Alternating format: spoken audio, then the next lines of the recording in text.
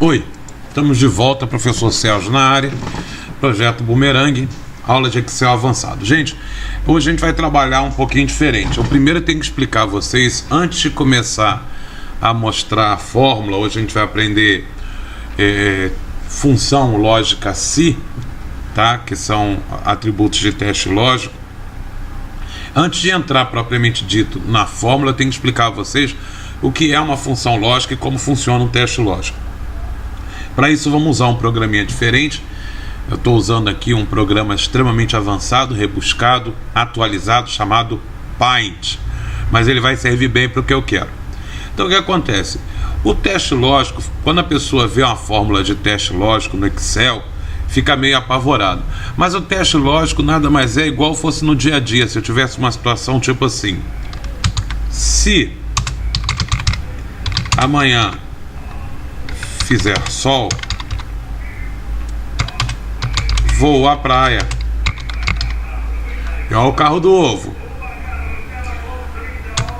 Se não, ficarei em casa.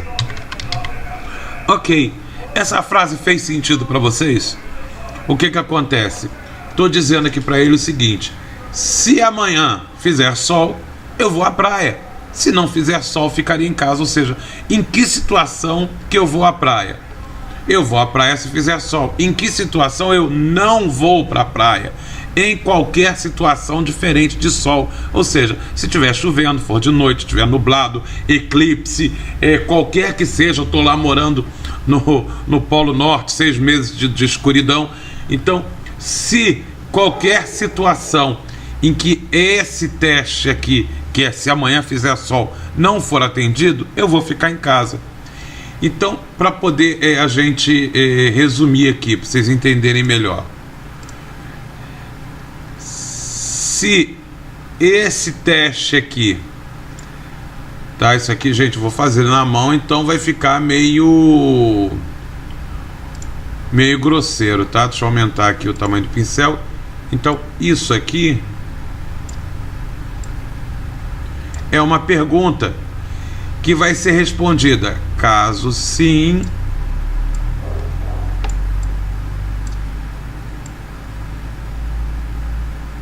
nossa, ficou parecendo o número 5, e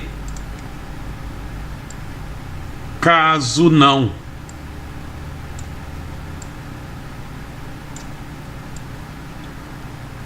Isso é o teste lógico. Eu tenho um teste, tá? Chamado literalmente isso, teste lógico. Eu tenho o resultado desse teste lógico para caso ele for positivo e o resultado desse teste lógico para caso ele for negativo, tá? Então, basicamente, isso é o teste lógico. Eu posso aumentar essa situação. Então, vamos pensar numa outra situação, ainda seguindo esse conceito do amanhã sol, né? Vamos aumentar aqui essa caixa aqui. Vou precisar de mais espaço. Então vamos dizer que, mesma pergunta: se amanhã fizer sol, vou à praia. Aí é aqui onde eu colocaria o se não, ou seja, sim ou não. Em vez de botar que eu tenho uma pergunta e 2 respostas, aqui eu vou fazer a pergunta, a primeira resposta, só que em vez de colocar uma resposta aqui, eu vou fazer outra pergunta: se amanhã chover, vou ao cinema. Se não, fico em casa. Opa, caso não, fico em casa. Mesma coisa. Só que aqui o que está acontecendo agora? Eu estou tendo, vamos ver se eu consigo aqui um pouquinho mais de precisão aqui com o pincel. Eu estou tendo aqui o teste lógico, como a gente viu na primeira vez. Deixa eu botar esse pincel assim mais gordinho. Ou seja, é a pergunta: se amanhã fizer sol, caso verdadeiro. Essa é a primeira resposta.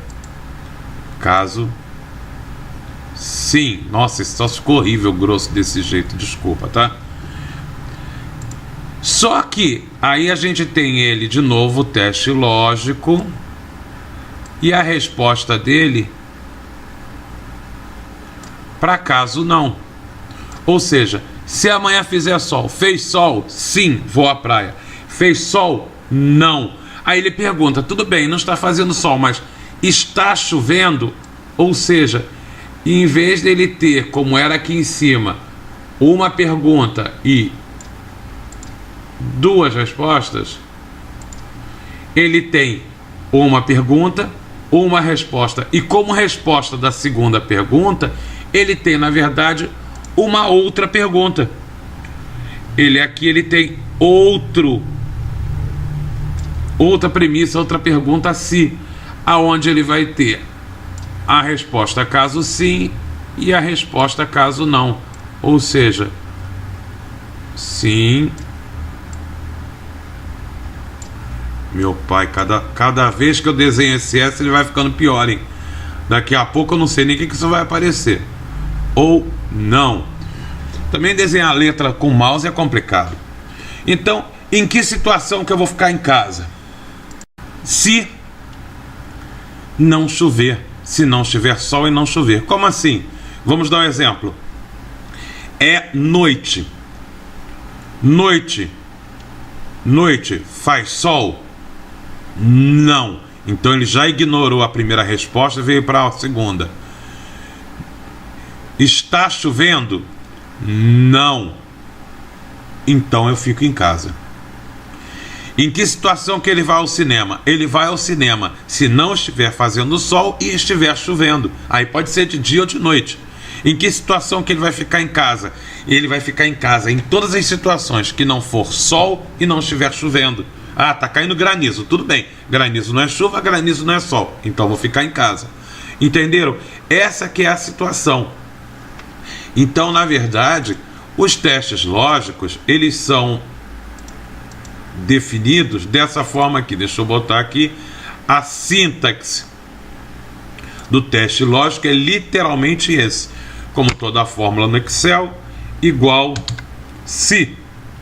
Como toda função no Excel, vem seguida de parênteses. Primeira coisa que vem é o teste lógico, que aqui nos nossos exemplos foram representados pelo se amanhã fizer sol e se amanhã chover. Então, primeira coisa, teste lógico, ponto e vírgula, valor que vai ser o valor verdadeiro. Ou seja, o teste lógico deu valor verdadeiro, está fazendo sol. Aí ele vai assumir na célula esse primeiro valor. E aí, se não, caso não for, né, ou seja, o teste lógico deu como falso, ele vai assumir o valor falso. Lembrando que esse verdadeiro e falso não é certo ou errado. É simplesmente a primeira parte da premissa aqui, ó. Tá? A primeira parte da premissa. Cadê? Aqui. Procurando aqui o lapisinho. A primeira parte da premissa é o valor verdadeiro. A segunda parte da premissa é o valor falso. Tá ok? Então, o teste lógico, para a gente resumir, aumentar aqui esse ponto. O teste lógico, a sintaxe dele é essa.